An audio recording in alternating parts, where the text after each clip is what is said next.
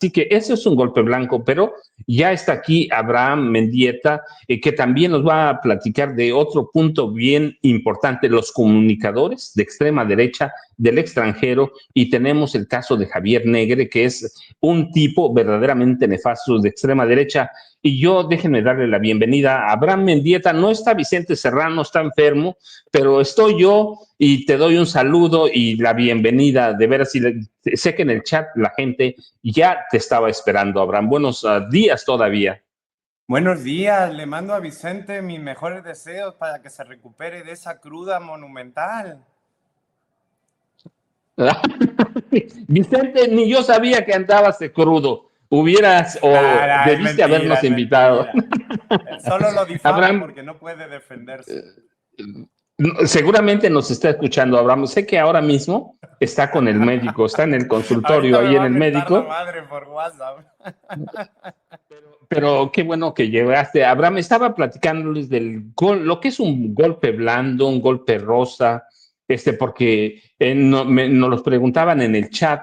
Y a propósito de eso, les decía, pues va a estar Abraham Mendieta, porque también la prensa extranjera, los medios de ultraderecha o ultrareaccionarios juegan un papel preponderante, personajes como Javier Negre, Abraham.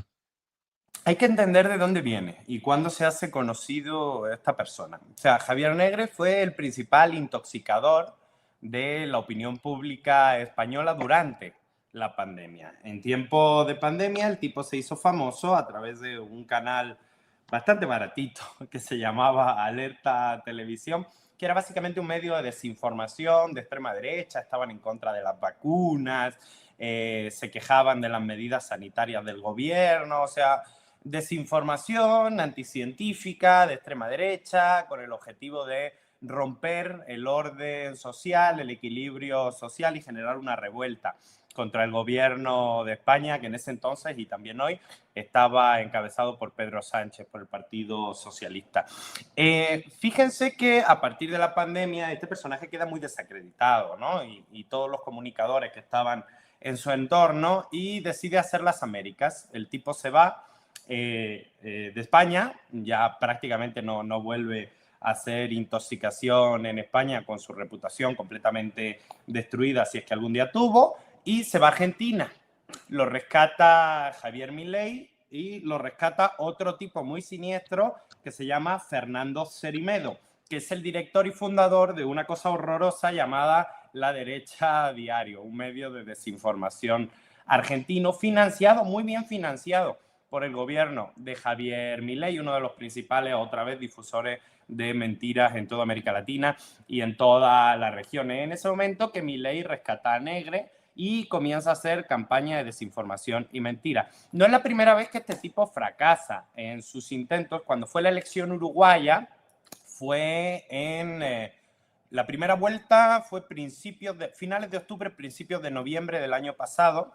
En Uruguay, Javier Negre se va a Montevideo, hace un trabajo nefasto en un país, además muy tranquilo como es Uruguay, donde sus métodos de confrontación violenta no funcionan.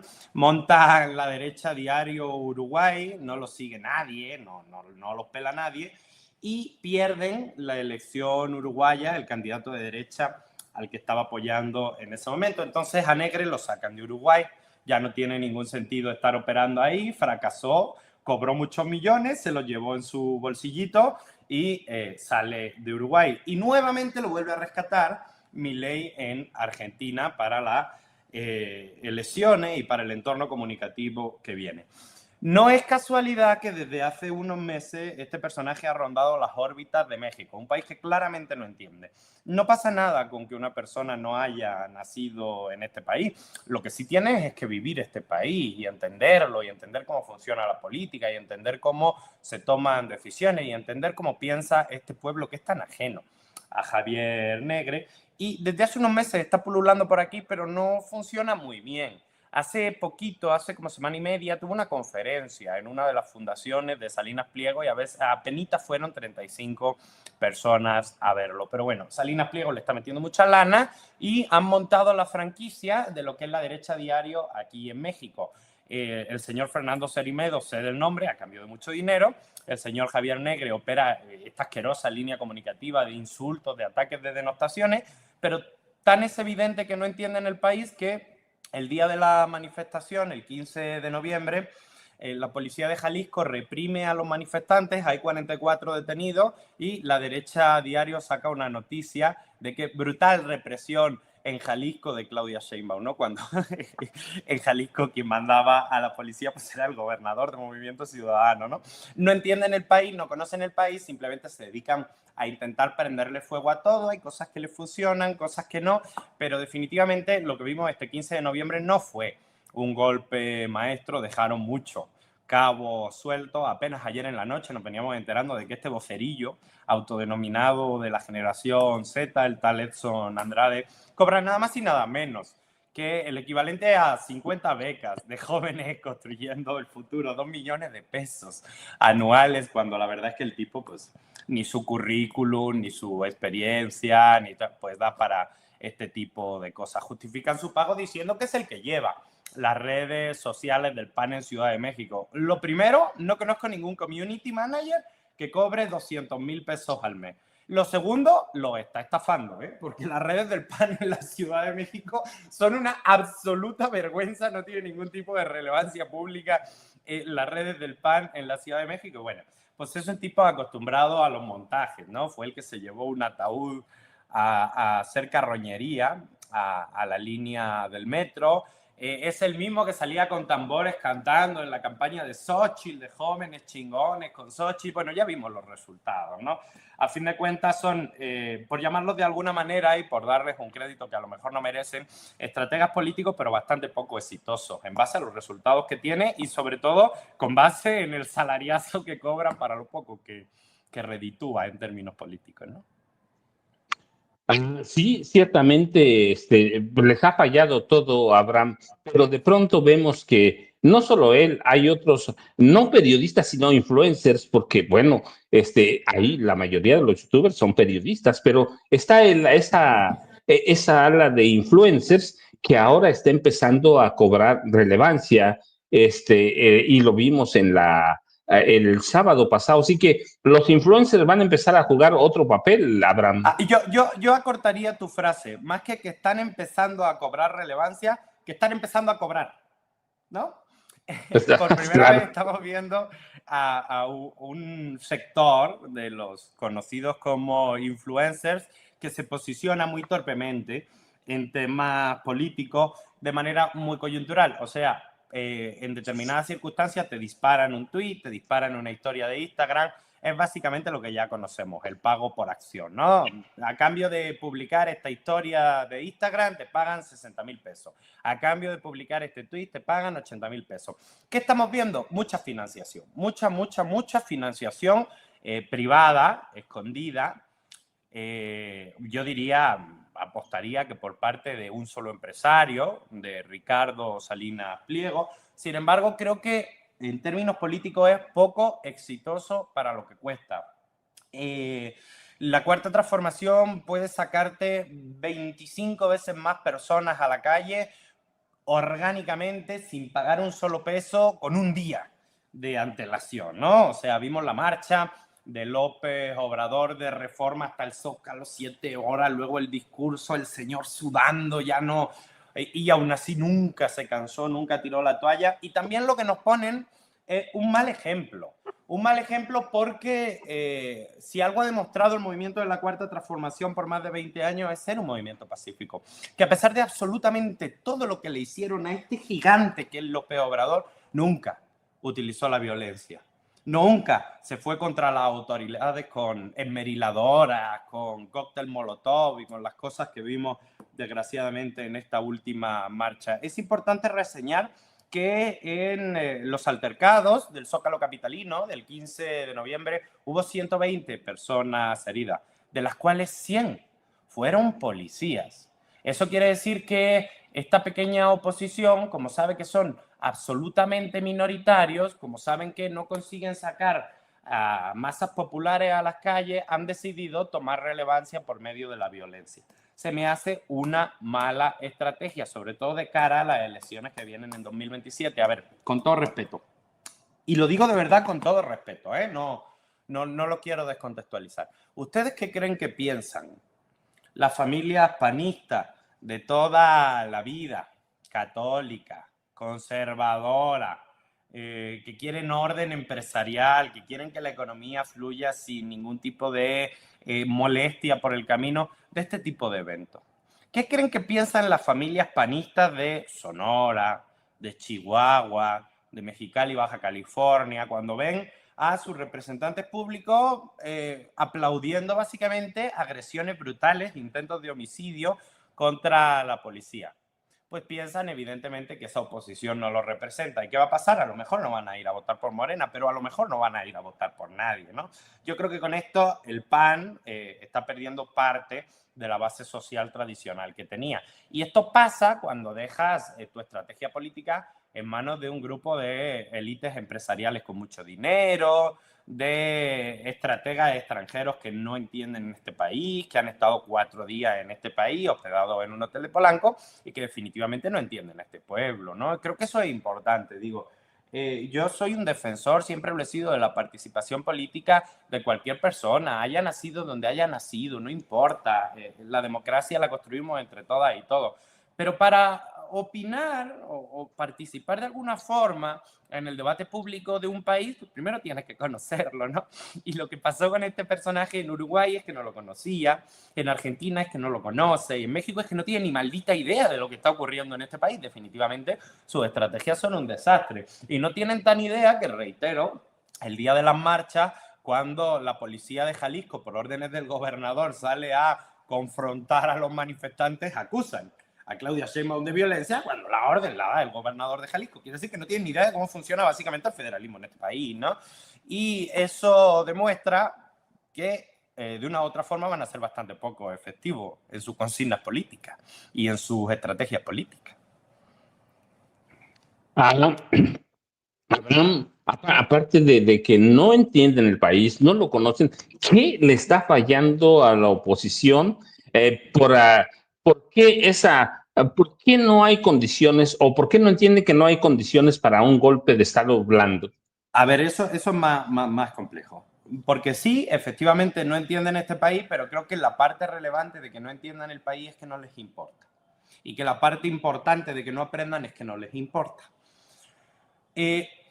Yo no creo que sea inocuo lo que están haciendo. Creo que sí es dañino en el sentido de que daña la convivencia democrática en ciertas zonas urbanas del país. Lo que me queda claro es que al otro 80% del país no llegan ni por error, ¿no?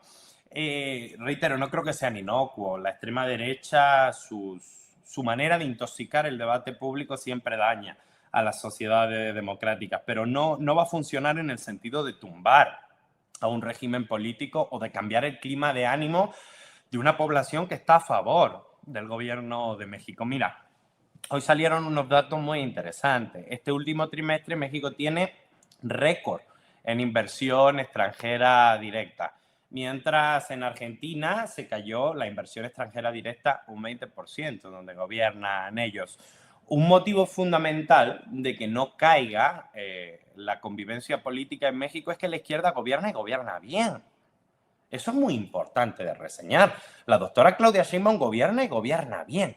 Y eso hace que una parte importante de la población, cerca del 70-80% de la población, diga, pero si yo estoy bien, claro que el país tiene problemas.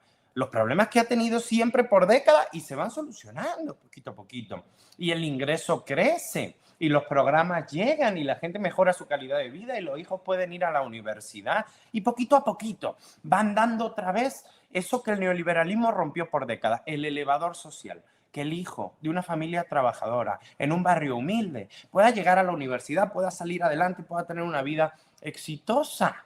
Ese es el elevador social que nos robó el neoliberalismo. Ellos hablan mucho de meritocracia, pero en verdad los millonarios de este país, la mayoría de los millonarios de este país, son millonarios por herencia. No se merecen nada. Lo único que hicieron fue heredar. ¿Cuál meritocracia?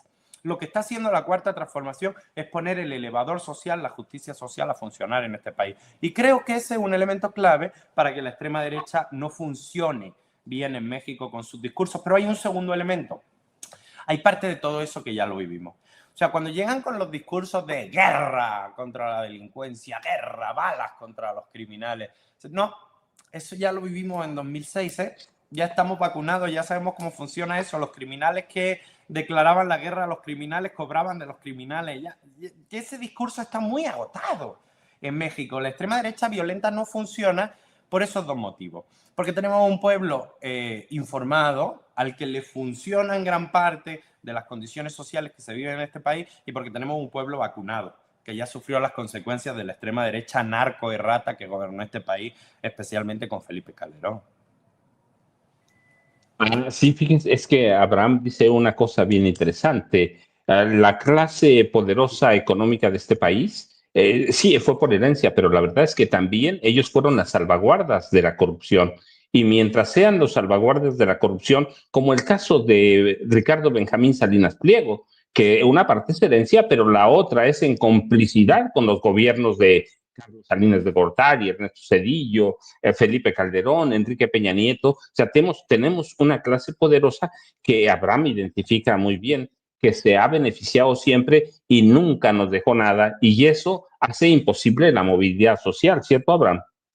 Pero es que además el dato que das tú es maravilloso, porque estamos hablando de empresarios que se venden públicamente como liberales, que no quieren al Estado, que no quieren pagar impuestos, pero que se hicieron millonarios a costa del Estado, con las privatizaciones del periodo neoliberal, saqueando al Estado, y que pudieron mantener, como en el caso de Salinas Pliego, su fortuna defraudando al Estado, es decir, no pagando impuestos. La fortuna de Salinas Pliego equivale más o menos a lo que debe en total en impuestos, multas y recargos en México y en todas partes del país. ¿Qué quiere decir eso? Que su fortuna viene única y exclusivamente de saquearnos a todos, de saquear al Estado mexicano. No ha hecho nada de valor, no ha hecho nada productivo, lo único que tiene son las deudas.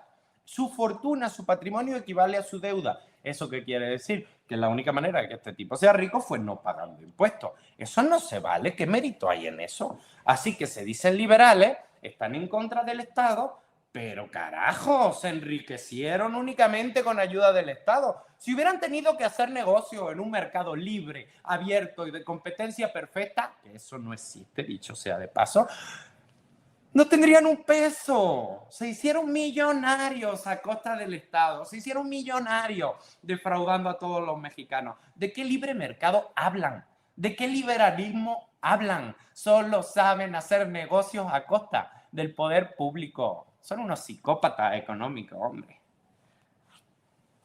Sí, y verdaderamente a cada uno, ¿eh? Cada uno, yo nada más para, como un dato de aportar a lo que está, a lo que dice Abraham, en 1987, en octubre, quebró el mercado de valores de este país. En esa época, Carlos Salinas, discúlpenme, Carlos Slim tenía una riqueza contable, 50 millones de dólares, era dueño de una de las 26 casas de bolsa que hay en este país todavía. Quiebran ellos 2 semanas antes, 2 meses antes de que quebraran las bolsas, sacan sus ganancias, sacan su capital y operan con la inversión de 350,000, valga el pleonasmo, inversionistas, no lo digo yo, lo dijo en sus memorias Miguel de Claro. la Madrid, se van y luego quiebra la Bolsa Mexicana de Valores y Ajá. una vez que se regulariza el mercado, Carlos Slim tiene más de 2,000 millones de dólares para comprar Telmex, Abraham Mendieta, y así es cada una de las fortunas de este país. Las élites en este país tienen un mecanismo mucho más oculto que el carry trade financiero argentino, pero que básicamente es información privilegiada. Tú, en tu complicidad con el Estado durante el periodo neoliberal, aquellos políticos a los que les pagaban las campañas electorales o les financiaba sus altísimos niveles de vida, de manera prioritaria y antes de que se hiciera público, te daban la información de lo que iba a pasar o de las decisiones que iban a tomar como gobierno. Eso te permitía a ti vender caro, comprar barato Y cuando eso ocurría, el gobierno tomaba esas decisiones que solo te había informado a ti anteriormente, pues tú te hacías multimillonario. Claro, ¿a costa de quién? A costa de los pequeños inversores. A costa de la gente que tenía su dinerito en un plan de pensiones, en un plan de futuros, en un plan de inversión. A costa de esa gente se hicieron multimillonarios. A costa de los impuestos de los mexicanos a través del presupuesto público, ¿no? Estamos hablando de que el Grupo Salinas no es solo Electra y Azteca, o sea, que ya de por sí es una televisión concesionada del Estado mexicano, o sea, ya es un negocio muy vinculado al Estado, sino que también tenía gestión de plataformas petroleras, o sea, Pemex estaba financiando también gran parte de la operatividad del Grupo Salinas hasta 2023, que se cortaron los contratos porque este señor no había pagado. Los medios de comunicación, pero si no fuera suficiente con que estuvieran concesionados por el Estado mexicano, además tenían publicidad oficial hasta 2023, que gracias a Vicente Serrano, que preguntó en la mañanera, sabemos que ya desde 2023 no recibe directamente publicidad oficial. Directamente del gobierno federal. Sí recibe todavía Grupo Azteca en muchos estados publicidad de los gobernadores. Y no solo gobernadores opositores, así que también hay que revisar eso bien, ¿no? Porque hay que limpiar poquito a poquito. A ver, tardaron décadas en destruir este país con el neoliberalismo.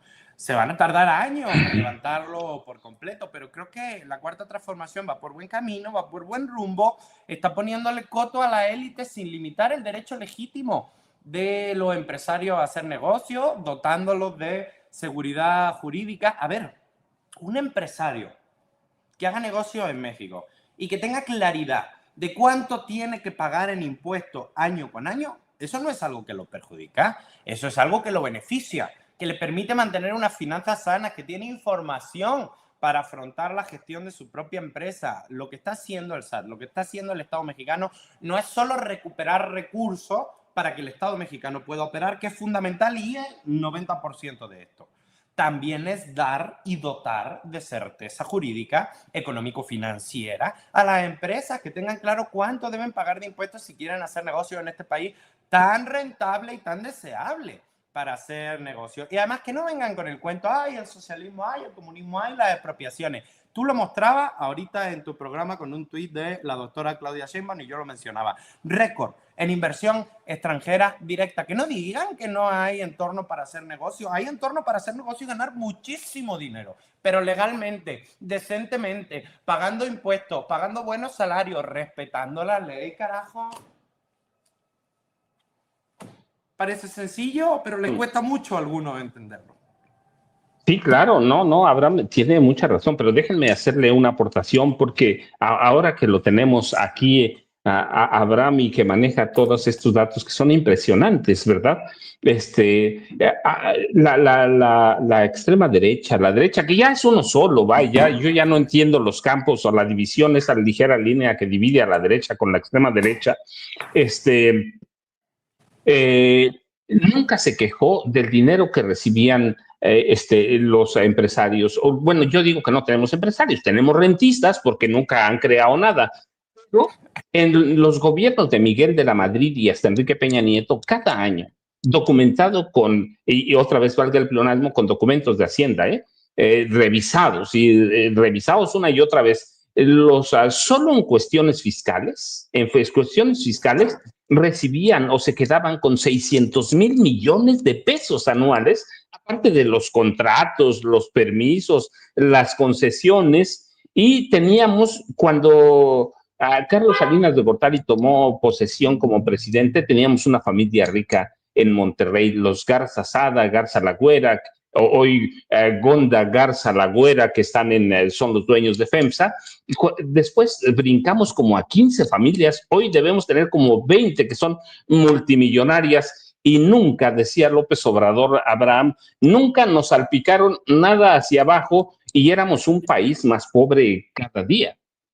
Sí, y además no le ha ido nada mal con la cuarta transformación, ¿eh? De las 5 grandes fortunas del país, 4 incrementaron casi un 60% su patrimonio durante la cuarta transformación. La única fortuna que no incrementó nada, porque ya no tiene el apoyo del Estado, que era lo fundamental para hacer negocio, pues fue Salinas Pliego. Pero creo que eso es importante aclarar. Claro que la Cuarta Transformación es un gobierno de izquierda, claro que interviene en la economía, claro que tiene una política social profundamente generosa, reseñable, progresista, social, pero vivimos en una economía de mercado y en un modelo que, si no es de capitalismo perfecto, es en un modelo de capitalismo de mercado, economía de mercado. Y no hay nada malo en hacer negocio. Se vale hacer negocio, incluso se vale, desgraciadamente, porque a mí no me gusta esa acumulación lacerante de riqueza que tienen algunas de las principales fortunas del país. Pero lo único que se les pide, reitero, es que paguen impuestos, que paguen buenos salarios, que respeten la ley y que cumplan con sus obligaciones. Oigan, es un país de casi 130 millones de habitantes. Por supuesto que los grandes conglomerados empresariales operan de una manera extremadamente rentable en México, pero no pueden ser tan usureros. A ver, con todo respeto, los grandes bancos españoles, BBVA y Santander, el 60% de sus ganancias globales vienen de México. O sea, que ganan en México 5 veces más que en España siendo bancos españoles. Con todo respeto. No hay ningún problema en hacer negocio. Pero a lo mejor hay que pagar mejores salarios, a lo mejor hay que pagar un poquito más de impuestos los que más tienen, y a lo mejor hay que redistribuir muy bien esa riqueza tan generosa que tiene este país. Lo veíamos en todos los sectores económicos de la sociedad. Las mineras en este país que estaban pagando un 1% de impuestos, las mineras canadienses. Un trabajador normal pagando un tercio de su ingreso en impuestos, lo cual está estupendo porque eso financia servicios públicos, y las mineras canadienses pagando un 1% y llevándose oro, plata, litio, bueno, litio principalmente una minera china. Oigan, si en los modelos de mercado riqueza hay para todo, pero con justicia, ¿no? No puede ser que una minera canadiense pague un 1% de impuestos y que sean los trabajadores con su esfuerzo los que levanten la base financiera tributaria de este país. Oigan, somos un país bioceánico. Tenemos 50 aduanas, entre aduanas y asiponas, que son las marítimas. Hay recursos de sobra cuando el Estado funciona y cuando los privados cumplen su obligación, para ni siquiera tener que hacer una reforma fiscal, con la que yo, debate aparte, estaría totalmente de acuerdo. Creo que es importante que paguen más los que más tienen y que paguen menos los que menos tienen. Pero bueno, es un debate que se dará en algún momento. Ahorita con lo que tenemos, país bioceánico, 50 aduanas, país petrolero, hay de sobra para que la gente viva dignamente, si no se lo quedan entre unos cuantos sinvergüenzas. Y poquito a poquito el país va avanzando. Hemos reducido de una manera espectacular la desigualdad. Ha caído el índice de Gini, que es como científicamente se mide la desigualdad, como nunca. Han salido 13 millones y medio de mexicanos de la pobreza. Miren, esto sí lo quiero decir a la audiencia de Vicente, que lleva escuchándome distintos momentos en este programa durante 6-7 años. Yo les dije sería 2019 cuando lo dije aquí con Vicente. El éxito o el fracaso, para mí como persona de izquierda, de la Cuarta Transformación se va a medir en la capacidad que tengamos de reducir la pobreza. Bueno, 13 millones y medio de mexicanos pobres menos. Pase lo que pase con la Cuarta Transformación, pase con lo que pase en los años por venir, yo me puedo morir tranquilo. 13 millones y medio de mexicanos pobres menos. Cumplimos como parte de un movimiento del que me siento parte, pero encabezado, por supuesto, todo por López Obrador, por su lucha incansable, por sus ideas generosas, por su amor por el pueblo, ¿no? Pero 13 millones y medio de mexicanos pobres menos hacen que haya valido la pena cada lucha, cada discusión, cada grito, cada agresión recibida por parte de la derecha violenta, cada mala cara, cada mala mirada de una élite que se siente agredida porque perdió el poder. Todo, compañero, audiencia, todo está mereciendo la pena. Puede que no seamos nosotros ninguno de esos 13 millones y medio de personas que necesitaban salir de la pobreza. Puede que muchos de los que estamos en esta audiencia tengamos mejores condiciones de vida que los mexicanos que necesitaban salir de la pobreza. Pero ese orgullo, esa alegría de saber que el movimiento colectivo del que uno forma parte prometió y cumplió, me lo llevo conmigo hasta el último de mis días. Pero déjenme, además, con todo eso que nos dice Abraham, hay una conclusión que yo tengo. Ganan sin cambiar modelo político, ganan las grandes corporaciones. Y decía bien Abraham, los bancos Ganan españoles, como no, nunca. de todos lados, como nunca. Sí, sí. Las corporaciones ganan 40,000 millones de dólares en inversión extranjera directa. Es una locura. Y luego tenemos oligarcas como Ricardo Salinas Pliego, que intenta, o por lo menos hay una intentona golpista. Y con todo eso que nos dices, Abraham, yo digo, no hay condiciones ninguna, ni para un golpe de Estado grande o militar, como se llama, ni No, hay militar condiciones menos. para un, pues sí, pues claro, menos, pero y tampoco hay condiciones para un golpe blando, rosa o como le quieran llamar, Abraham.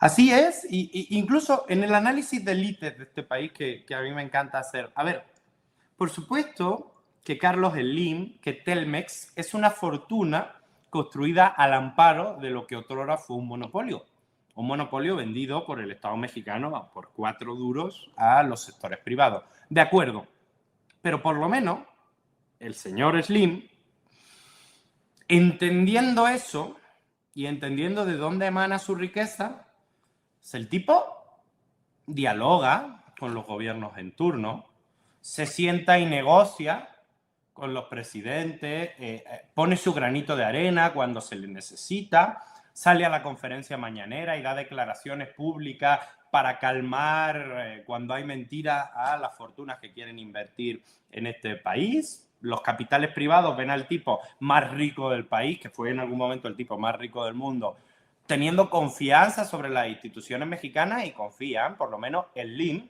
venga de donde venga su riqueza, que viene de un monopolio cedido por el Estado mexicano, por lo menos el tipo se comporta como una persona decente, paga sus impuestos, cuando hay que poner el hombro para sacar adelante el país, pues no sé si lo haga con gusto o no, pero lo hace. Se comporta dentro de una sociedad que le ha dado todo y dentro de lo posible y de los marcos que la ley implica y de los marcos tributarios que deberían ser más estrictos, pues bueno, hace su papel como una persona que quiere dejar un legado más o menos respetable, por lo menos para las personas que vienen de determinados sectores sociales, ¿no? Y en ese sentido, a pesar de que a mí no me gusta ningún millonario, y creo que esos 1.000 millonarios no debería existir ninguno, porque desgraciadamente ese tipo de fortuna lo único que hacen es acaparar la renta y dejar a las familias populares con menos, pues por lo menos el tipo se comporta, por lo menos el tipo da declaraciones dignas, por lo menos el tipo cuida al país cuando sale a declarar, ¿no? Creo que eso es importante. Creo que no es un impertinente, grosero, violento, como son otras fortunas tan desagradecidas con todo lo que este país le ha dado, ¿no? Eso en el análisis de élite. Creo que era importante ponerlo en valor. Sí, no, verdaderamente hay familias que no se meten y que han permitido que el sistema funcione. A Y ver, que con el López ingeniero Obrador, Slim, cuando ha tenido que salir en la mañanera a declarar porque había mentiras para calmar a los capitales, lo ha hecho, ¿eh? Y yo reitero, a mí no me gusta ningún millonario y no defiendo millonarios, ese no es mi target, ¿verdad? Yo defiendo familia, no millonarios. Pero bueno, por lo menos creo que entendiendo la situación, el papel social que le toca jugar al ingeniero Slim, pues por lo menos lo juega dignamente. sí, Abraham, con todo eso, ¿con qué nos dejas? ¿Con qué te quedas? Y yo digo que este episodio del sábado, mañana o pasado, en un país que tiene tantas noticias, en un país en el que la presidenta está o pone el ejemplo todos los días para trabajar, mañana se va a olvidar y vamos a entrar directamente a 2026 y a las elecciones 2027, Abraham. Así es, yo también lo creo que el ciclo noticioso en este país no da para mantener artificialmente este tema, por mucho que el principal impulsor de estas protestas sea dueño de una televisora muy importante. No creo que el ciclo noticioso de las protestas de Panamá Creo que destruyeron por completo la legitimidad democrática de cualquier cosa que intentaran hacer en el momento en el que recurrieron a formas de violencia extrema, intentaron asesinar policías, o sea, fue una cosa lamentable. Vimos a personas que probablemente pertenecían al crimen organizado gritándole a los policías que estaban armados, que iban a morir. O sea, no me imagino de qué manera esto pudiera ayudar, por lo menos a la oposición política a la que sí se presenta a las elecciones. Creo que esto le resta votos donde el panismo tradicional aún tiene fuerza. Creo que esto le resta votos al PAN en Guanajuato. Creo que le resta votos en Sonora. Creo que le resta votos en Chihuahua. No tengo ninguna duda que en 2027 el PRIAN se va de Chihuahua a la calle, fuera del poder de una vez por todas. Según dicen todas las encuestas, se va a teñir de guinda el estado de Chihuahua con una mujer joven y valiente, y a seguir construyendo, a seguir sacando a los corruptos de los pocos espacios de poder que aún les quedan. No es baladí reseñar antes de terminar que de los pocos estados que aún gobierna la oposición se financian también muchas de estas cosas. Azteca tiene gran financiación del gobierno de Chihuahua. Hay 12 millones de pesos al mes del gobierno de Chihuahua solo en granjas de bot contra la presidenta Claudia Sheinbaum. Es uno de los principales financiadores de un medio que todos conocemos llamado Latinus. Hace poquito le entregó así a Tocateja 2 millones de pesos a la Raki para que financiara Atípica al TV. Bueno, todo eso ocurre con el dinero de los chihuahuenses, todo eso ocurre en los gobiernos panistas que utilizan el presupuesto público para que los medios hablen bien de ellos y para que los medios hablen mal de adversarios y opositores. Pero no tengo ninguna duda de que eso va a cambiar. El PAN y el PRI están derrotados en la encuesta en los pocos lugares donde aún gobiernan, y quizás Chihuahua es el caso más reseñable de ello. Morena estaría ganando las elecciones en Chihuahua 2-1. Yo espero que sí. Ustedes saben, yo viví 4 años en Ciudad Juárez, en Chihuahua, así que Abraham, mira, no te lo digo yo, estoy leyendo el chat en vivo y todo el mundo no solo habla bien de ti. La verdad que, están pidiendo, están es que es mi diciendo... Gente, la audiencia sin censura es mi gente. Lo mínimo que dicen, lo mínimo es que eres el español más mexicano que hay en este país, Abraham, y yo a nombre de Vicente, lo mismo. Mira, sí, que es pero en este caso, la verdad es que aquí hemos tenido españoles como tú, pero también hemos tenido gachupines con todo lo que eso representa, abusivos, y bueno, los hemos visto en las últimas décadas. Pero yo te dejo un abrazo. Secretarios de gobernación. Hasta secretarios de gobernación, que por cierto mató Genaro García Luna. Pues sí, en un atentado. Pero yo verdaderamente te dejo un abrazo a nombre de Vicente Serrano Arroyo y mío propio también. Espero que no sea la primera, porque es la primera, que no sea la última vez, Abraham, pero a nombre de Sin Censura, que los estoy leyendo verdaderamente, hay cualquier cantidad de comentarios felicitándote y diciendo todas las cosas buenas que se dicen, y se dicen bien, Abraham. Infinitas gracias, los quiero con todo mi corazón. Es falso que Vicente estuviera crudo, está resfriado, pero yo creo que pronto vamos a contar con él de nuevo en esta pantalla, y le agradezco con todo mi corazón pues el cariño, el apoyo que siempre me ha brindado la audiencia maravillosa de Sin Censura, mi amigo Vicente Serrano y todos los que hacen posible, como tú, este espacio maravilloso de información alternativa, pero que cada día es más popular. Abraham, la gente te pide que te regreses, te vas, pero yo me quedo un rato a cerrar el programa, pero muchas gracias, de veras, infinitas. Gracias a ustedes, gracias a Vicente, gracias a la audiencia. Abraham se va y yo me quedo con lo que dice la audiencia, sí, que ojalá, y Ceci, porque es la que hace, ustedes saben, ese trabajo. Nosotros, Vicente y yo,